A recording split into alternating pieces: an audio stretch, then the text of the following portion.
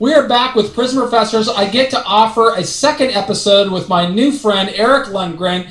Eric is a friend of mine, even though we only met today. And he's a friend because he's somebody who's gone into the criminal justice system, but I love his spirit. He is a guy that faces struggle. It doesn't get him down. Instead, he sees himself that he's going to get through this, come back with his dignity intact. And when the judge says, don't be a repeat offender, he said, I will. Because he moves to a higher calling, and that's making the world a better place, and that's why I love this guy, and I know that you will too. We're going to hear a little bit about what he has been doing to prepare for the best possible outcome after that judge slammed the hammer down and really let our system, I think, down by putting a man in prison, even though the judge specifically said, I hate putting you in prison. It's just awful.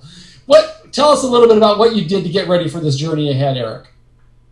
What did I do? I started off by calling Justin. Luckily, how did you know Justin?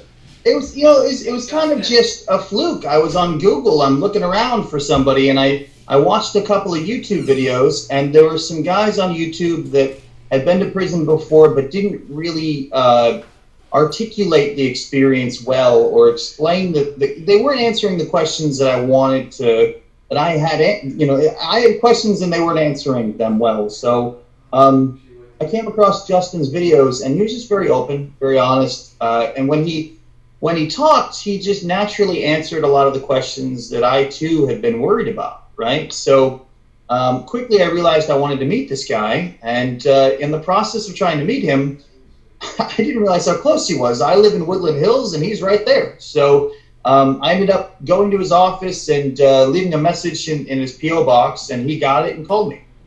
Awesome. Well, Justin is a great resource for anybody who's going into the criminal justice system. He's worked with more than 1,000 people, and he's got a real depth and breadth of experience of the criminal justice system. We've got, we're really thrilled when we can connect with somebody like Eric and help him make restore confidence, really, as he's going through this difficult time. And why don't you walk us through a little bit about the process of how you guys worked together after you initially reached out to him? Well, I ended up meeting him at a local country club, and the first time that I met Justin, he seemed to truly care. He was an honest person, and really just, I connected with him quickly. He knew what I was going through. It was firsthand experience. He knew from experience, and you could just tell that he wanted me to have the best experience possible. And then he was also optimistic. He's like me, we both want to turn lemons into lemonade. How can we make the best of the situation? How can we come out a better person? And that's what I'm really looking forward to doing. And he's helped me figure out how I'm going to do that. Tell us how he has done that. Well, first and foremost, I wanted to figure out what I was going to do with all this time. What was I allowed to do? And he explained to me how I could start writing. He explained to me how I could start getting in better shape. I'm the type of guy that, running a company is very stressful. I usually eat once a day, work 10 hours a day, and never exercise, whether it's like running to the Tesla and back. That's it, right? There's no time for exercise. And now he basically told me, look at the bright side of this. You get time to go do that jogging and the exercising that you never got before. You can get in the best shape of your life. You can write the books that you've wanted to write, that you've been meaning to write for so long. You can basically do all of the things that you've been putting off now. You have the time to really look inwards and figure out what's best for yourself, how to get healthy, and how to make the most of this time that you're going to spend in prison. And for me, that's 15 months. How much time do you guys spend together, you and Justin? We spent about 3 hours that day together. He also came to my office, and I showed him around hybrid recycling and what we do with all of these electronics. And after that, we quickly became good friends, I guess you could say. And from there, he came to my. We met 2 other times over sushi and just discussed all about what to avoid, who to avoid, how to make good friends, how to be less of a. I'm a very outgoing person, and I was told very quickly by Justin that I need to be more observant, that I need to be more, just make sure that I'm not giving unsolicited advice, make sure that I am focusing on, you're smiling because you've heard him say that before. I have. Yes, Michael. Yeah, so That's, he gave me a lot of really good advice, and I'm looking forward to taking it here in 3 days when I walk into, right here, Sheraton, Oregon prison. The Sheridan Federal Prison Camp, which is one of the jewels of the Federal Bureau of Prisons. I think that you will find some good friends there. Some of them are like you, in there for the wrong reasons, and you will have a good little community of people that'll keep your spirits going. And I'm glad that you are going to have that opportunity to see really one of the greatest social injustices of our time, which is our country's over-reliance on the prison system. There's an old cliche, I'm sure you've heard it before, that when the only tool you have is a hammer, every problem looks like a nail. And that's basically the way they handle people. If I can put you in prison, boy, we're going to do it. And the judge can say, you don't belong there, but boy, by God, I'm going to do it. So, I mean, it's just that the concept of justice has really taken a different turn in this country. But Justin is absolutely right that you can find a way to get through this journey with your dignity intact and make actually a time that is productive and that I hope that you can be proud of as you come out on the other side of this journey. Certainly, I have a lot of experience. You don't know anything, I guess, about my experience in that journey, but if there is some additional guidance or questions that you I have a lot of questions. There's nothing that you can't ask me that I haven't experienced in there. Good. So were you in a low, a camp, a mid? Where were you at in the all of the above? So okay. I started when I was in 1987. Okay. I don't even know if you were born yet. I was 3 years old. You were 3 years old. So I started in 1987, and I was in a high security penitentiary for 8 years, a medium security prison for a few years, a low security prison for 10 years, and minimum security camps for the final 10 years of my sentence before I went to halfway house and home confinement. So I went through literally every phase of the system, and I can tell you with absolute certainty that Justin gave you some very good guidance, that regardless of where you are, the pathway to success is all in your mind, just as you, as a 16-year-old boy, found that you can create your own path in this world, and you certainly have done so with your business. You will do so the same thing while you're in prison. Okay. So in prison, if I want to write a book, I was told that I need to buy ink ribbon for a typewriter, I guess. I've never typed on a typewriter in my entire life, but I need to learn how to type. Eric, I'll tell you something. I wrote more than 20 books during the 26 years that I was in prison. 7 are published under my name. Wow. The remainder are published under other people's names that I helped them by interviewing them and then writing their process. And I can tell you that every one of those books I wrote with some really high technology. You may have seen it someplace on your visits of Shanghai and so on, but it looks like this, right? The technology that I use to write a book. And I'll tell you there's a reason why. Yeah. When I was in prison, it was a different era, and they did not have, it was actually against the rules to use typewriters for anything other than legal work. Well, now you're going into the system at a better time, and you're going to find that not only do they have, you have access to typewriters, perhaps you could be able to take them right to your room, but you'll also have access to a quasi-email system. And what I would recommend you do is you connect with somebody that can be like a repository for you, that can accept these documents that you write, because you have a limited amount of time on the machine itself, and you have a limited amount of characters that you can type. So what you want to do is start off with a process, the same type of thing that I would submit that you do when you are building a business, right? You have a process so that somebody else can follow that process. Well, it all begins by visualizing, what is this book going to do? Who is my intended audience? Once you figure that out, then the next step is going to be, well, how long is that audience, their attention span going to be for a book like this? Then the next step is going to be, okay, if I know that I've got so many words or so many pages to cover, how am I going to break that up into various steps? And then you can start, attacking the steps step by step by step by step. But the more discipline that you can give to this, in the same way that you've used discipline to build a company that currently does $12 million a year, and employed more than 100 people, that level of discipline will result in you walking out of there with a book that will help tell your story.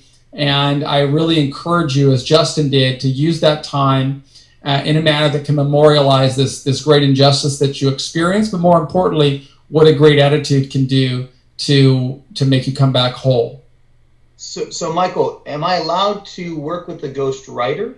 Absolutely. You have a First Amendment right to communicate, and there are rules in federal prison. The key rule to understand is that you're not allowed to make any money while you're in prison. Okay. Now, I wrote dozens of books while I was in prison and earned hundreds of thousands of dollars from doing that. So there's always a way for an individual to make the most of his time while he's in there, but you've got to comply with the rules of the prison system. I got a phone call there. It's my wife, so she'll know I'm on the phone call right here. So as soon as she hears me talking, she knows I'm on an interview. Yes. In any event, she'll hang up on me, as she just did. So what I was going to say is that you can absolutely go in there with a mindset of saying, I'm going to make the best use of my time, but you have to know the rules. So the rules are that you can't make any money. That doesn't mean your mom can't make any money. That doesn't mean that your family can't make any money. You can't make any money. You would also be wise to review some of the policy statements of the Bureau of Prisons, because there is actually a policy that states we encourage inmates to write manuscripts in their spare time. And that's all you're going to be doing. You've got to, and I know it doesn't seem short to you, but it's a relatively short sentence of 15 months, of which you'll probably be in there for less than a year. So if you break that out well, you can walk out of there with 2-3 books if you'd like, and it'll help you significantly. It's kind of like you're building a ladder and climbing your way out with every chapter you write and then every manuscript you complete. And you just stay on that path, and it'll keep you focused, it'll keep you disciplined, and it'll give you something to memorialize this time in your life. Am I allowed to do business in prison? I mean, that's a big concern of mine. I was told no, and then I was told yes by Justin, as long as it's legal business, he said. And I said, that's the only business I do. So, of course, yeah. Nobody am I allowed to? Yeah, so let's talk about that, because that is it depends how you answer that question. If you can look at policies, there is an actual policy that says you cannot conduct any business while you are in prison, okay? That's a policy. That's not a law. There's a difference between a policy and a law. Unfortunately, you're brought into for this. It sounds like breaking a policy, maybe, but it's actually a law or whatever they charged you with. We didn't even get to that. It's a blurry line out here. I don't know what it's like in there. Yeah. So, well, in there, the Bureau of Prisons is the epitome of a bureaucracy. Mm-hmm. And it will have a series. It is governed by policy statements and program statements. And those program statements will indicate that you're not allowed to run a business while you're inside. Now, when you ask me, well, you've got a business, I'm sure you're still employing a lot of people, you're still paying a lot of taxes, you still have a lot of responsibilities. Mm-hmm. What you can do is advise others on how to carry out what you would like to have carried out. But you need to be strategic. You need to be that same level of critical thinking skills that you mastered as a 16-year-old when somebody said, what do you do? I need a recycler. I'm a recycler, right? Opportunity presented itself and you did not hesitate. You seized the moment. And it's the same thing while you're in there. There are going to be opportunities for you to contribute to the benefit of your company and the benefit of the employees you trust. Mm-hmm. There are going to be opportunities for you to make every day in there productive. And at the same time, you've got to have the intellectual athleticism to be able to look around and say, okay, what can I do? What can't I do? And you're going to have the smarts to be able to interact with other guys there that are going to tell you, okay, this is how I do it, right? And this is an institution by institution decision. I was in dozens of institutions during the journey that I was in, and every institution was productive. And it was productive because I knew how to understand the world around me first before I made decisions. Your objective, Eric, is going to be to come home whole and feeling as though you did not waste 15 months. Yeah. There's a lot of ways that you can do that. And I encourage you to use your time in there in such a way that keeps you out of the crosshairs of the criminal justice system and always on the pathway of the success that has defined your life for the past 30 years. Okay. I, when it comes to this entire experience for me, it's the one thing that I'm worried about is feeling angry. I want to make sure that I don't get angry. I'm not an angry person, but when somebody holds you for 15 months and you feel that it was unjust and you can't put your finger on who you hurt or who you hurt, it's really easy to start getting angry, and that's my biggest fear. Well, I'm a shareholder in Microsoft, and I might.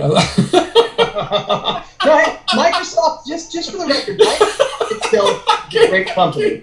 I have nothing bad to say about Microsoft as a No, I'm kidding. That was a joke. What I'm saying, Eric, is that you're not going to get angry because it's not in your DNA, right? You're sitting there smiling when you're a few hours away from surrendering to the House of Free Room and Board, and you're going to get through this okay. In fact, when you're talking about writing books, you might look at this as a sabbatical. You've worked really hard for 15 years, and this is going to be an opportunity for you to really, really isolate your thoughts in such a way that you may be able to figure out how to turn that 995-mile drive you took in an electric car, which hit a world record. You may be able to figure out how to turn that into some type of sustainable pattern. We don't know what comes from ideas. The day that you walked into that bank and you saw those piles of computers, you had no idea that your career would be a recycler, but it changed your life. Yep. And you can go into this system with your eyes wide open, willing to accept the environment that you're in and find a way to make the most positive meaning from it. Certainly that happened for me. I was 20 plus years old when I walked into federal prison with a 45-year prison sentence, but every single day was productive.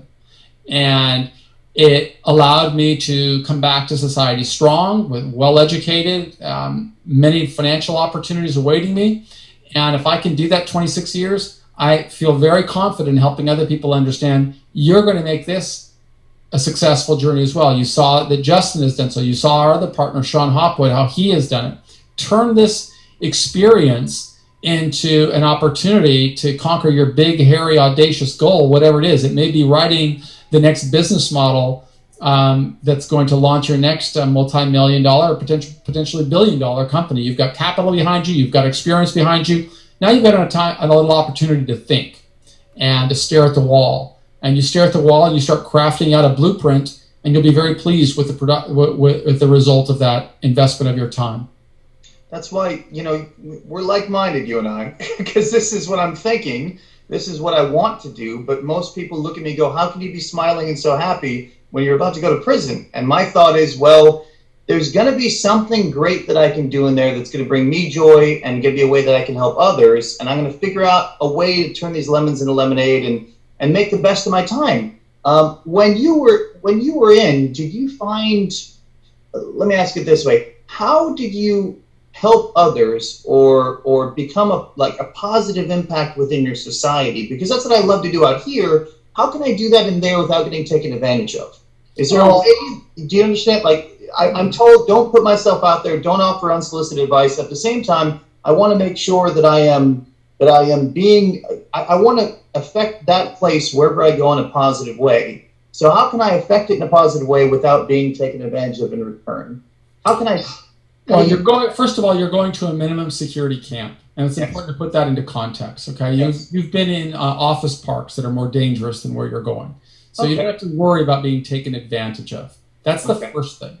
Second thing is, it's still going to be uncomfortable, but you're going to be in a population of about 500 people, and within your first 6 hours there, you're going to find 5 guys who really welcome you into their community, and they welcome you into their community because immediately they're going to see that the way that you carry yourself, you're somebody that's a real asset to us. So I can tell you that when I was in prison, and ever I found somebody came in that was normal and productive and positive, I like that a lot, because you want to be around those people, right? And particularly in that environment. But when you ask about how you can help, and this concept of don't venture unsolicited advice, you have to qualify that, right? I mean, you should stay away. You should recognize that you're a visitor there and you're not a permanent resident. And there are going to be some people there whose identity is going to be defined by their status in there, whether it is their ability to turn the television channel or sit in a certain place or have a certain job or whatever that case is. That's the type of advice that you want to not throw out there. That's not fair, things of that sort. You don't want to make those kinds of judgment calls. But when it comes to venturing advice on how to be a successful entrepreneur, you're going to find a wide group of people who will hang on your every word, okay, and would love to hear how does a guy go about negotiating a deal with Delta or whoever it was, these big organizations. How do you do it? And I have no doubt that you will have invaluable insight that people couldn't get at a community college or perhaps even in a university, because you're a guy who's done it. And there's a big difference from somebody who's done it versus somebody who talks about it, and you're still doing it. And you told us earlier you were at Tesla today, talking with leaders about becoming a vendor to that organization. And that's valuable insight anywhere. And you're going to find a lot of people that will be very grateful to have your wisdom in their community. And I would encourage you to disseminate that information, whether it is informally while you're walking around the track and talking with people about what they can do best with the time that they have, whether it's you choose to teach a class, whether it's being a guest lecturer in somebody else's class, you will find opportunities to make yourself useful in there.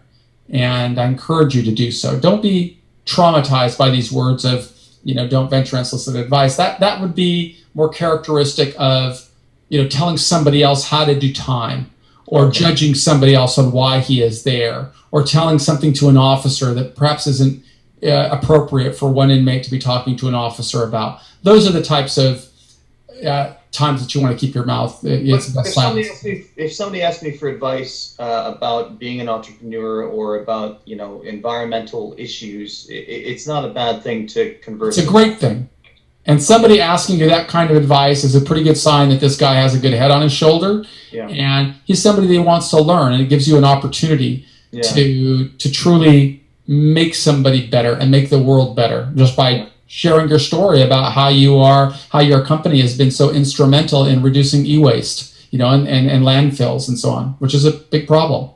Am I allowed to teach a class inside, and would you recommend doing so if I can? It'd take me a much longer conversation with you before I told you about recommending you to do so, and here's why, okay? You only have 15 months, Eric, and I know that's very difficult for you to comprehend, but the Bureau of Prisons works at a much slower pace than you're used to working for, okay? To teach a class is going to take you several months in writing a curriculum, getting it submitted, having a person review it, getting approval, all that kind of stuff. And that waiting period, I would say that the worst part of your time has been these past 4 or 5 years that you've been waiting for some type of resolution. Prison time is going to go fast, except when you put yourself in a position of waiting for somebody else to make a decision for you, okay? So the short answer, if you say it's really important for me to be able to share as much knowledge as I can with these people who are deprived of education and information, and I really want to do that, okay, well then go for it. But my advice would be, I think you're a guy who thinks it's scale, right? You don't think it's solving a little problem. You think about solving big problems. And this is an opportunity for you to solve some big problems that you will never have that opportunity again. You are never again in your life going to have 12 months or 11 months of uninterrupted time to do nothing but think and write and plan and draw out plans that you can later execute when you come home. And perhaps that investment of time will be far more valuable than teaching 25 people about P&Ls and how to make a sales call. Valuable information, but at scale, I'd be saying change the world. Okay, make the world a better place. Use that brilliance that you've developed over the past 15 years to come home with a very solid work plan, a very solid blueprint that you can act upon. Okay. Okay. If we're trying to build an electric airplane out of recycled materials with Burt Rutan right now, and I'm trying to figure out, is it possible for me to bring blueprints in and out of prison? If I need to review blueprints and I need to be able to draw and then get these things out, how can I mean, I know there's no scanners and there's no, I can't send emails with pictures, but how can I get blueprints in and out of prison so that I can help build? How big are the blueprints? They're probably about 4 feet by 3 feet. So standard size of blueprints. Yes, exactly. Okay, that's another question that is going to require you to define success, the best possible outcome for yourself. Is it possible to get those blueprints in there? The answer, yes. Could it cause you some additional headaches? Again, the answer is yes. How so? Because has Justin used the analogy of the submarine with you? No, he hasn't. Okay. It's something I used to talk about with Justin when he was in prison. Okay. The best way for a guy like you to go through prison is to be a submarine. Okay. What's a submarine? It moves along underwater. Nobody knows where it is or what it's doing. It's got its periscope up, so it knows everything going on around him, but nobody knows what he's doing, right? It just gets through the sort of and gets to the other side, okay? I'd like to see you, Eric, come back on the other side of this journey unscathed. Unscathed by time in segregated housing, time in being frustrated by a bureaucracy that makes absolutely no sense frequently, and come back with a body of work that you can turn into a revenue stream or perhaps something that really benefits society. So if you start having blueprints come in, you immediately are going to abandon any thoughts about being a submarine. Why? Because you're with 500 guys, and those 500 guys are not getting blueprints in the mail.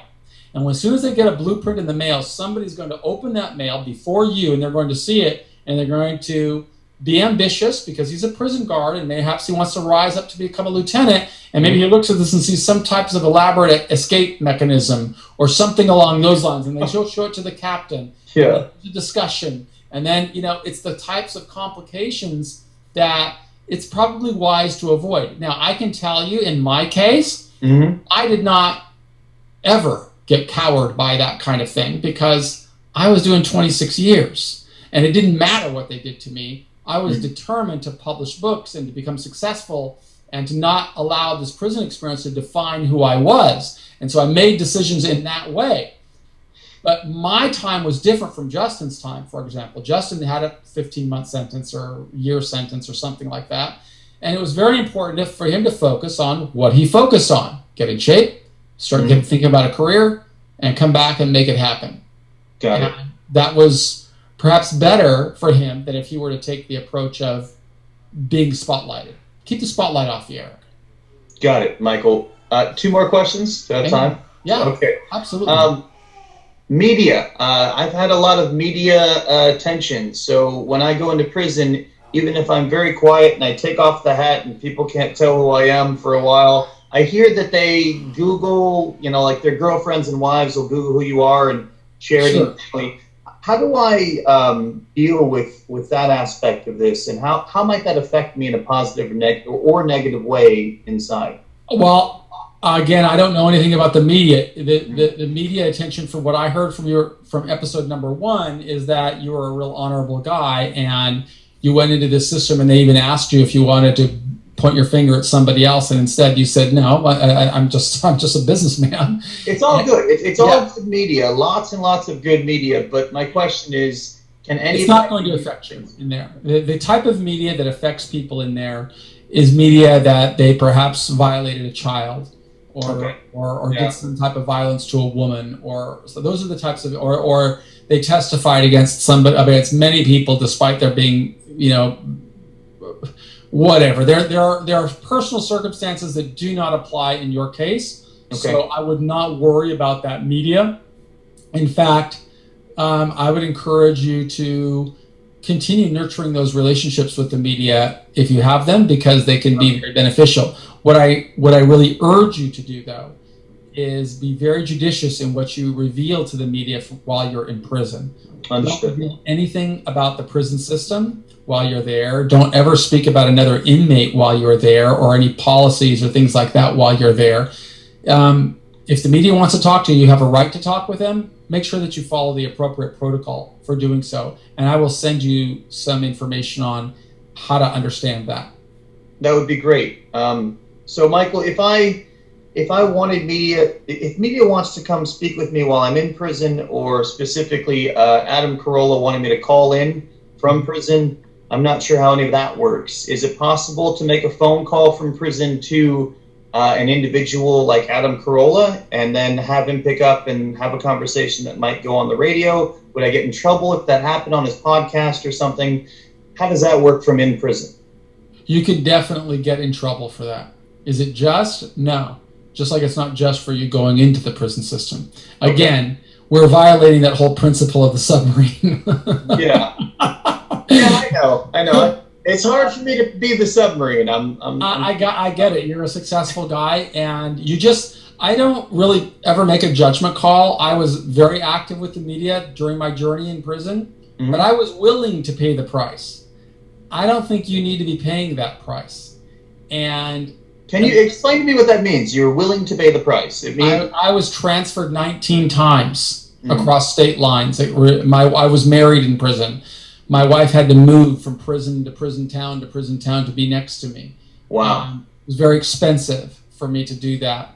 I spent a lot of time in segregated housing, which is the hole. I'm sure you've heard about that. But it was okay for me. I believed in what I did, and I believed that it had value in society, and I was willing to pay the price.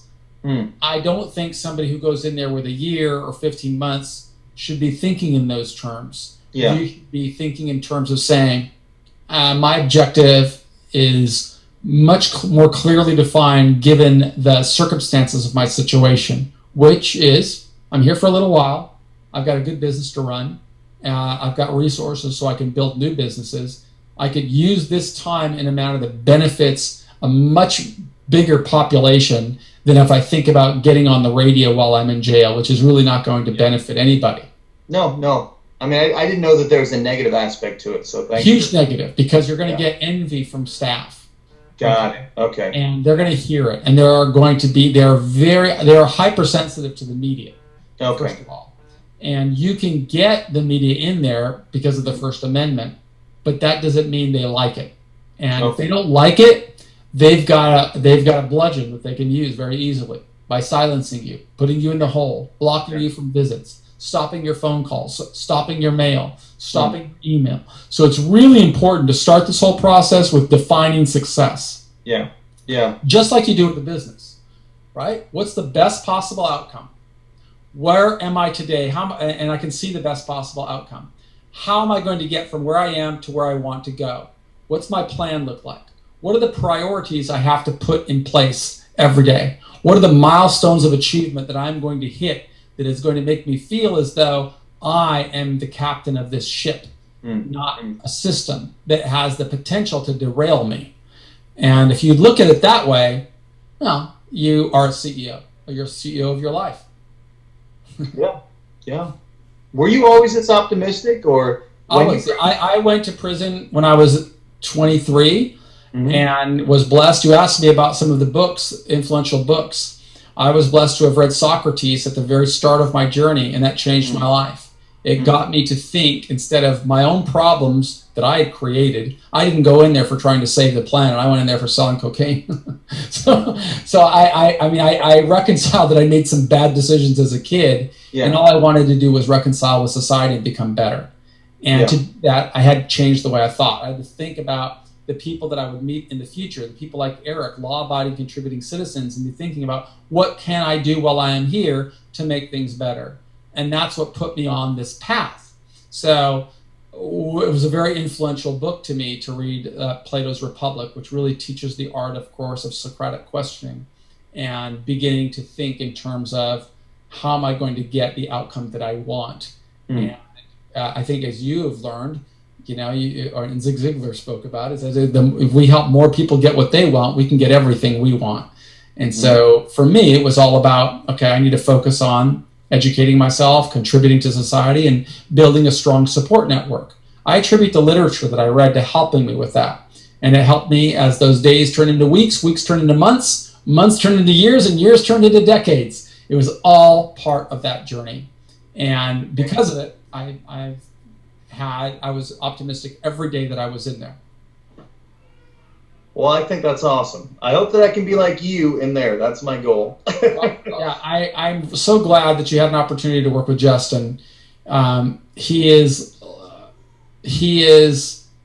the body of all the work that I did during 25 years. Justin is executing it and sharing it with others, and that's why I'm so honored that we're partners and grateful that he has an opportunity to share it with people like you. He does an awesome job. I know he gives a lot of comfort to people when they're in the most difficult times of their lives. He does, and I'm lucky to have met him. Yeah, I could have gone south and just thought I'd deal with it all myself, but meeting him, seeing him on YouTube, and then contacting him, he really is. He's genuine, and he has the information that I need. He's the real deal, and he'll stick with you throughout the journey. So you will have access to that quasi email system. Mm-hmm. And I can see my lights are flickering off right now. You will see that he is extraordinarily helpful, and I'm going to follow up by recommending some great books for you in an email. And but I would off the top of my head, Socrates was one of them. If you could read The Republic. What is your educational background? I know you got a lot of experiential education, but I challenged high school, got out when I was 16, challenged college, and got an honorary. I never spent a day in college. So perfect situation. You're probably a guy who hasn't, spent a lot of time reading, and that's not reading. Yeah. That's something that you could be doing while you're in prison, and you will do. Number one of the tasks that really worked for me is every time I read a book, I followed a very deliberate plan. Every time I read a book, I would write a book report. Mm-hmm. And that book report would follow really 3 steps. Number one, I would define, why did I read, let's just say it was Steve Jobs. I read Steve Jobs' book, right? Why did I read Steve Jobs' biography? And I would define there and that might be a 1-paragraph response. It might be a 2-page response. I could sit here and dictate it, but that's what my book report would start with. The second bullet point in my book report or headline would be, what did I learn from reading the autobiography of Steve Jobs? And then I'd write several paragraphs about what I learned. And then finally, the last question or bullet point that I would answer would be, how did reading the autobiography of Steve Jobs, how is having read the autobiography of Steve Jobs going to contribute to my success upon release? And then I would write about that. And then what that would give me was a very solid blueprint, right? And I encapsulated this body of work. And I read more than 1,000 books while I was in there and had all these book reports that really made me feel stronger, mm-hmm. and has certainly made a big difference in my career in less than 5 years since I've been home. Yeah. So read, but read deliberately. Mm. Don't read the Westerns. No. Or the romance novels. I only want to read things that will sharpen me. So business and philosophy. Yeah. Business and philosophy. Check. Michael, you talk about the shoe, and I want to try to understand what the percentage chance is that somebody like me in a camp is going to end up experiencing the shoe. Did you see a lot of people in camp get thrown in the shoe? Without a doubt. And sometimes it's for no reason of their own, right? I mean, you're in prison, mm-hmm. and it's okay. Wherever they send you, strong mind. Yeah. Okay? Discipline, deliberate. It's not the end of the world. You're coming home. Yep. But why? The better question is, what can I do to minimize the chances of going to the shoe? Mm. Yes. Be that submarine. Okay. Be the submarine. Go in there for an investigation, because they've got a lot of power, and they can put you in there for an investigation and keep you there for several months. So your objective is to say, do I really need to talk to the media right now while I'm here? Do I really need to push the envelope? How is it going to help me? Yep. So what are other ways that I should watch out? What other things should I not do to make sure that I don't go to the shoot? Yeah. Read a lot, exercise a lot, write a lot. Okay. Find a good mentor or coach that you're going to work with while you're in there. Stay close with that coach and be productive. every week with milestones, and stay on it. And every week, make yourself a task. I'm going to accomplish this. I'm going to accomplish this. I'm going to accomplish this. Break it out. You got a 12-month window here. Set it into 4 3-month goals, and to tell us what you're going to do in those 3 months. Document it and do it. This becomes your new P&L. Yes, exactly. I just need those milestones that I can hit inside. Well, you got a couple of days. If you need some help, I'm sure that Justin can put them together for you. Yep, I'm on a call with him tomorrow. So. Awesome. Let's wrap this one up because I actually have to go pick up my wife at the hospital. She's a nurse, and I will do that. But I also want to try this look. Right now, I just want to thank Eric Lundgren for spending this time with us. I know how valuable his time is right now. His final hours before he surrenders. He's gotten help from my good friend and partner, Justin Paperny. And I'm going to leave the last word with you, Eric. If there's something you'd like to share with our audience, some of whom are just going into the system, let them know why you think they should call Justin.